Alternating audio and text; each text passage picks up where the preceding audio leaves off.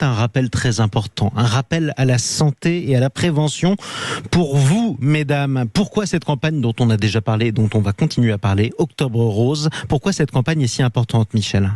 Oui, parce que contre le cancer du sein, parce que ce cancer est le plus fréquent et qu'il reste le plus mortel chez les femmes en France. Vous avez 61 214 nouveaux cas par an et plus de 12 000 décès également par an. Donc le slogan cette année, c'est « Vos seins sont parfaits ». Tant qu'ils sont en bonne santé, et surtout consultez votre médecin ou une sage-femme au moins une fois par an, parce qu'une femme sur 8 risque de développer un cancer du sein durant sa vie, surtout après 50 ans, alors qu'en France, nous avons la chance d'avoir un dépistage gratuit tous les 2 ans pour toutes les femmes entre 50 et 74 ans.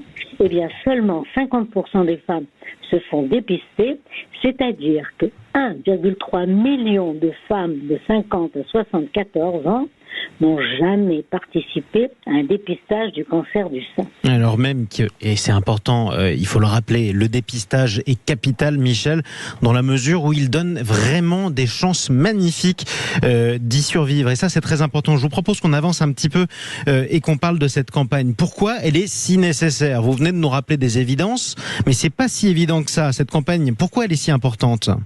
Parce qu'il existe, comme vous venez de le dire, de réelles chances de guérison grâce au progrès de la médecine, mais si le cancer est détecté tôt. Et en outre, quand il est détecté tôt, les traitements sont à la fois moins lourds et il y a moins de séquelles. On sait que c'est très lourd, ces traitements. Et un dépistage régulier va rendre possible ce diagnostic justement précoce du cancer. Et je vous donne des chiffres qui me paraissent extrêmement importants. La détection précoce permet à 99 femmes sur 100 d'être en vie 5 ans après le diagnostic. On est bien sur une question de vie ou de mort des femmes. C'est exactement ça. C'est pas simplement pour faire plaisir de mettre un ruban rose.